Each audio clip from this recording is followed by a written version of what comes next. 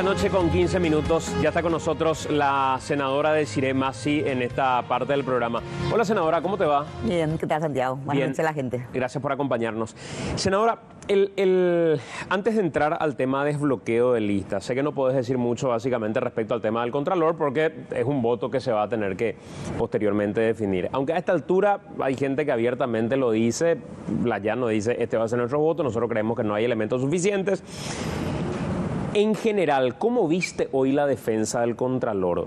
Estamos hablando de una persona que conoce derecho, estamos hablando de una persona que habla bien y tiene la capacidad para expresar sus ideas. ¿Cómo viste en general la capacidad o la posibilidad de refutar los hechos que se le acusan? Yo creo que fue una buena defensa. Decir lo contrario, nosotros ya tuvimos varios juicios políticos, donde tuvimos gente que venía, que recitó, que hizo esto o aquello. Uno no puede decir que no fue una buena defensa. La de él y la de Álvaro Arias, y no me acuerdo la doctora también que estaba, que no me acuerdo el nombre, hicieron una buena defensa. Ahora, mañana, ¿qué es lo que tiene? Nosotros mañana tenemos 3 sesiones seguidas, extras. En la primera se tienen que valorar las pruebas, ¿verdad? Lo que acercaron los fiscales, que en este caso son los diputados, lo que ellos refutaron, porque ¿qué puede uno hacer? A ver, en el juicio al ministro Sindulfo Blanco, por ejemplo, al final de 5 acusaciones que hizo la Cámara de Diputados, en la realidad quedó una, ¿verdad? O sea, el Senado en ese momento es como un juez para que la gente entienda, acepta o no tal prueba. Eso es lo que va a ocurrir mañana. Viene la parte de alegatos finales, son extras consecutivas, donde hablan los fiscales, hablan otra vez ellos, y al final es ya la parte de la sentencia. Entonces, sí, yo te puedo adelantar porque yo dije, ahora lo que no te voy a decir nomás es los motivos que nosotros tenemos, porque luego el Contralor, y con justa razón, él hoy contestó muchas cosas que se dicen en la prensa. Nosotros tenemos una posición tomada como PDP, o sea, los dos vamos a votar por la destitución. Mañana vamos a evaluar, y nos entregaron hoy un briorato a ver qué pruebas contundentes hay, qué levantó él y qué no levantó él, ¿verdad? El Contralor y su defensa. O sea, yo te puedo decir, todos dirán es una sentencia previa, pero como ya dijimos en algún momento, nosotros mantenemos esa posición. Aparte, estamos hablando de una valoración política y que probablemente no solo tenga sustento. Hoy decía el Contralor en su defensa, ni una sola vez se utiliza la palabra prueba en toda la documentación acercada. No hay pruebas que se hayan acercado, arrimado respecto a los hechos que se me acusan. Pero finalmente tiene mucho que ver la pérdida quizá de confianza también en la tarea que pueda ejercer un Contralor que está investigado por situaciones que él creo que no negó como una cuestión de fondo. No sé cómo sentiste vos, pero el tema del enriquecimiento ilícito, lo que dice es, las pruebas que se produjeron al margen de la ley y punto. Pero no se entra al fondo de la cuestión respecto al enriquecimiento ilícito o no. Bueno, lo que pasa es que siempre pasa esto en el juicio político. A ver, el juicio político es un juicio político, no es una cuestión penal. 1. 2, tampoco tiene que ser por oro, para que la gente entienda. ¿Y qué es lo que hizo el Senado en este tiempo? Luego del juicio político a Lugo, que eso hay que admitir. Nosotros tenemos un reglamento, ya no se puede hacer un juicio político express en este momento. Es decir, hay 20 días para la defensa, que es lo que corresponde, y luego todo esto que la gente está viendo. Prácticamente son 5 sesiones en la realidad, que son de 20 días y después van. Que a nosotros nos parece que es un avance, obviamente. De hecho, el juicio político a Lugo, más allá de las críticas políticas de todo, en parte, y yo comparto eso, fue el hecho de la rapidez en la cual el Senado actuó en ese momento. Yo creo que incluso, y eso nos han recomendado, hay recomendaciones internacionales, que nosotros tenemos que tener una ley. Es decir, no podés andar con un reglamento nomás que el día de mañana se puede cambiar. Es decir, una ley, entonces cualquier autoridad, porque estamos hablando del presidente o los ministros de la Corte o el Contralor, tienen que tener la suficiente garantía de que no se va a obrar arbitrariamente, o por lo menos se les va a escuchar como corresponde. Eso es lo que se va a hacer.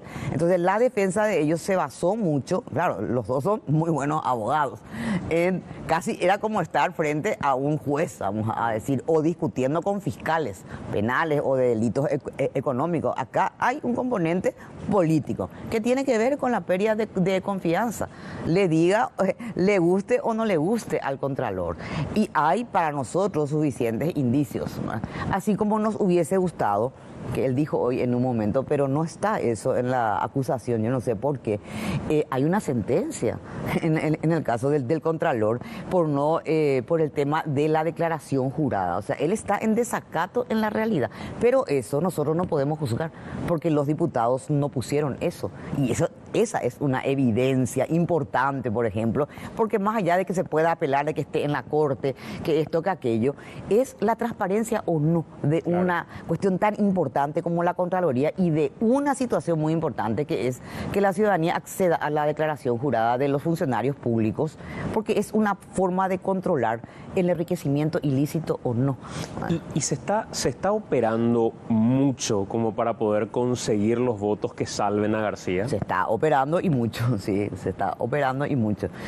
Depende, yo creo que depende, depende mucho de la postura que tenga el presidente de la República, que tiene que dar su opinión a su bancada.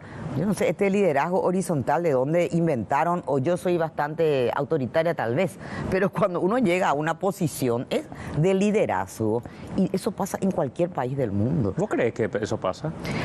Como lo de bajar línea. No, ¿vos crees que en realidad Mario Abdo, tipo Lugo, escucha, anota, pero no baja línea? No, yo no creo en esa cuestión. En algunos casos creo que lo hace, y entonces él debería explicar por qué su bancada salvó a 7 intendentes.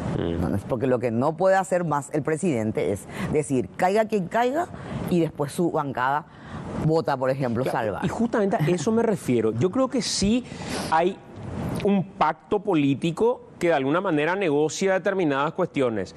Que Mario Abdo sabe de eso, que el caiga quien caiga es un discurso, pero luego cuando hay que negociar, porque finalmente en la negociación también logra en cierto modo que la aprueben otros proyectos o gobernabilidad y un montón de otras cuestiones, está la historia en la que yo por lo menos no creo que exista esa división como tal en Añetete.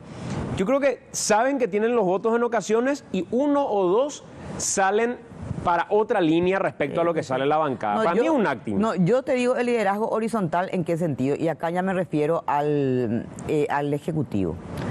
Me parece, creo, hace mucho que no hablo con el presidente, que él sabe qué ministro está funcionando y qué no a esta altura. Y justamente una crítica que nosotros le hacíamos a Cartes era: el Estado paraguayo no es escuelita para venir a aprender. Entonces, cualquier empresario, cualquier persona, cualquier dueño, cualquier patrón de cualquier establecimiento, a ver cuántos meses está Mario Abdo, hace 7, 8 meses, ¿verdad? Un año. Un año ya, claro, o sea, en agosto cumple un año. Claro. ¿A vos te parece que si vos tenés una persona en un ministerio o en un lugar y estás viendo que no está funcionando, le vas a mantener? Yo creo que en ese sentido, para mí, te digo, no hablo hace bastante tiempo personalmente con él, yo creo que ya es momento que se dé cuenta qué ministro está funcionando, quién no está funcionando. Me acuerdo que hace mucho me dijiste en radio que después de los 100 días te podía preguntar precisamente quiénes funcionaban y quiénes no funcionaban en el gabinete. Hoy aprovecho y te pregunto, cuando decís, hay ministros que claramente no están funcionando, ¿quiénes son esos ministros a tu parecer que hoy no funcionan? Y hoy no, para mí no funciona. El ministro de Salud, claramente, no es un ministerio fácil, es fácil opinar desde la gradería, no es un ministerio fácil, porque los colegas no son, ¿verdad? O sea, yo fui directora del hospital de clínica, que es así nomás era. Y cuando me preguntaban qué es lo más difícil, no era la falta de insumos, era el hecho que siendo médica cuesta, ¿verdad?, el tema de hablar con los colegas, con qué sé yo, porque es cierto, en un momento dado vos sos colega, en otro momento dado sos ministro o sos jefe o qué sé yo. Pero en la parte de gerenciamiento de insumos, por ejemplo, que eso ya no puede ser. A esta altura muchas cosas son un proceso, pero comprar insumos no es un proceso, es gerencial, o sea, vos haces o no haces. Para mí el área social no está funcionando o está repitiendo lo mismo de siempre. Y Por supuesto, nosotros tenemos nuestras grandes diferencias, que en algún momento tenemos que hablar de la reforma tributaria, porque para nosotros es el mismo modelo de Cartes, que él siempre decía que no era el adecuado. Si vamos a repetir un modelo económico, pero yéndonos más a la parte para no entrar en profundidad en ese tema que a nosotros nos gustaría en algún momento discutir, y discutir con quien piensa diferente, que es lo mejor, ¿verdad? Porque hay que confrontar pues ideas en este país, más allá que las otras sean totalmente diferentes. No está funcionando la parte de reactivación económica, y ahí yo no sé qué ocurre, porque Vince es una buena persona. En el Senado era una persona muy eficiente, muy ordenada, muy sistemática. Entonces yo nunca sé si el problema es el MOPC. Igual también le voy a dar la duda a Mazzoleni. Yo nunca sé si el problema es el ministerio o es Hacienda quien no le transfiere. O sea, ¿dónde está el problema? Pero eso sabe el presidente. O sea, vos también crees que, a ver, entonces está Mazzoleni, el ministro de Hacienda o el ministro secretario de Tributación. No, ahí quien manda es Benigno. O sea, para vos Benigno está aplazado hoy. Y está aplazado hoy. Hoy está aplazado. Arnoldo Vince. No, es que vos hablas con ellos y ellos dicen que es Hacienda, pues. Por eso es que te digo, yo no sé quién es que está aplazado en ¿Y a este Peta momento. cómo lo ves? Mira, Peta, yo creo que Peta se podía haber ahorrado muchas peleas, sinceramente. O sea, si estamos en este momento, y yo creo que él tiene que explicar cuál es su función, ¿verdad? Las pocas veces que yo hablé con él me dijo, mi función acá es ordenar la casa. Otro tiene que venir a hacer la reforma de la educación. Yo creo que él está muy ubicado en ese sentido. Ahora, me parece que le falta más diálogo, sinceramente, y eso ha sido nuestro problema, porque él es así, y yo también soy así. Yo te digo, cuando cada uno se quiere enamorar de sus ideas. Esa es una cuestión humana incluso, ¿eh? Pero me parece que cuando uno está ocupando un cargo tan importante, tiene que aprender a lidiar con algunas cuestiones que no significa transar. Para mí, algunos problemas que él tuvo en educación se podían haber solucionado. Y acá me voy a referir al tema que todos conocemos, ¿verdad? El tema con no me acuerdo, así que me va a disculpar con Nancy, porque no quiero decir que es la hermana de Blanca, porque Nancy de por sí es una persona, una profesional, ¿verdad? Para mí, ellos no tenían que haber llevado esa pelea fuera de casa, ¿verdad? Y el presidente tampoco tenía que haber dejado eso, ¿no? Y en un momento dado, cuando eso se convirtió en una cuestión así, si yo fuese presidente, los dos pero estarían fuera, los dos en el acto, porque mina la autoridad del presidente, ¿verdad? Y con respecto a Benigno, te quiero aclarar que Benigno, que está haciendo ahora, por el solo hecho, ¿verdad?, que no tiene palabra, porque él que prometió al Senado que iba a remitir la reforma tributaria en marzo, y ahora veo que va a postergar otra vez porque los empresarios, porque esto, porque aquello. ¿En qué país del mundo el ministro de Hacienda se sienta con los empresarios y con los industriales y no se sienta con el Congreso a discutir? Entonces puedo decir, ¿qué es lo que pasa? Bueno, y ya te repito lo que puse ahí en Twitter. ¿Qué es esto? Estamos otra vez en lo mismo. Ahora resulta que el ministro de Hacienda, igual que antes, es un ordenanza o un empleadito de unos patrones, que en este momento son las tabacaleras, las gaseosas y no sé qué historia. No, él es el ministro de Hacienda de todos los paraguayos, y nosotros por lo menos estamos hablando de impuestos que hacen a la salud pública. ¿Y qué está priorizando? Una cuestión de intereses corporativos. Para nosotros ese no es un ministro de Hacienda. A mí honestamente digo, me resultó muy interesante ver el versus, y de hecho por eso lo invité también a Sebastián Hacha para que comparta con nosotros más adelante, que tenían con Sebastián en dos posturas absolutamente diferentes. Sí. Porque vos decís, sí se necesita que los que pagan poco paguen más, y eso no implica que los que no están pagando sigan sin pagar. O sea, que paguen los que no pagan y deben pagar, pero así también que paguen lo que tienen que pagar los que están pagando poco. Claro. Y Sebastián dice, ni un impuesto más, ni ningún aumento hasta que paguen todo lo que tienen que pagar. ¿Por qué crees que esa postura no es la postura que debería prosperar? Porque no existe en el mundo. Porque no existe en el mundo. Y eso hace poco hay 3 o 4 estudios muy buenos. A la pucha. El FMI, el BID, el Banco Mundial, que de izquierda no tienen nada, vamos a coincidir en algo. El Banco Mundial es un banco, el BID es un banco y el Fondo Monetario es la madre de todos ellos, ¿no?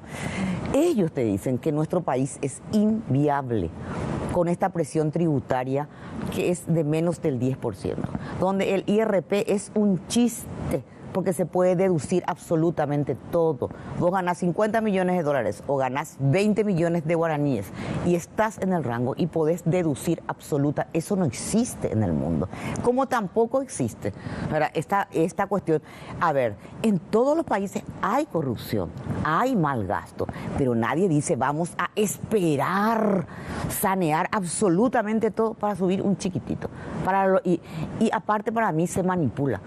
Porque se está queriendo decir como que la persona que gana sueldo mínimo va a recibir un impuestazo.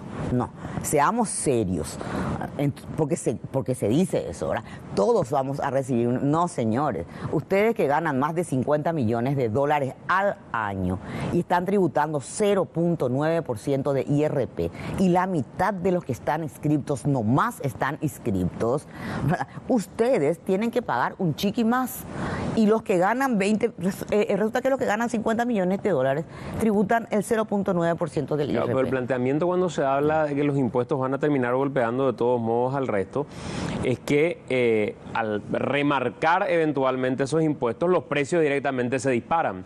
Y que finalmente el consumidor en el impuesto selectivo al consumo va a terminar pagando más por lo que pagaba antes. Pero acá nosotros estamos hablando en concreto de impuestos que tienen que ver con la salud, ¿no? Y que toda la evidencia científica en el mundo y que se traslada al consumidor, obviamente, gran parte. ¿Por qué? Porque, a ver, una cajetilla de cigarrillos que te cuesta 10.000 o 11.000, se va a subir un poquitito y va a costar 12.000 o 13.000. O sea, lo que vos decís es que sí puede impactar en el precio, pero no es malo que impacte en el precio. Porque al contrario. Al contrario, porque se busca desalentar el consumo. No estamos hablando de fruta, ni de leche, ni de verduras. Estamos hablando de tabaco, de alcohol, ¿no? Y estamos hablando de azucaradas, que en el mundo están vinculadas a hipertensión, a obesidad, a diabetes, a todas esas enfermedades. Es más, lo que nosotros estamos proponiendo, porque en la realidad, ¿cuál es la evidencia científica? Luego de 10 años, con una tasa de 50% o más en el caso del tabaco, ahí, porque si vos pagas ahora 10.000 una cajetilla, obviamente, al día te digo, si te va a costar 50.000 al día, vas a pensar 50 veces, ¿verdad? Cosa que ahora no. Y si pagas 2.500 que debe costar alguna, ¿verdad? Y si vas a pagar 30 o 40.000 guaraníes al día, al final tiene un efecto y eso está. Y en el caso del alcohol, porque la gente dice, ¿por qué yo tengo que pagar más alcohol, más mi cerveza, por ejemplo? Dice. ¿Y sabe por qué?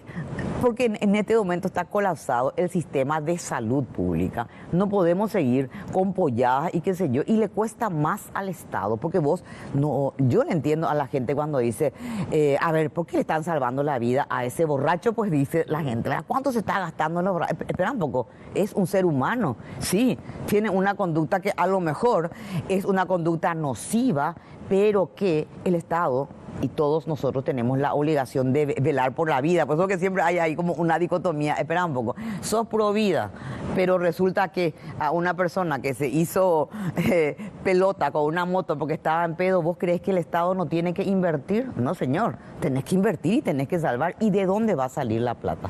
Vamos a hacer una pausa y debatir con Sebastián este tema. Sí, ¿Sí? ¿Te parece? Sí, claro. Hacemos la pausa, 21:34, en breve estamos de vuelta.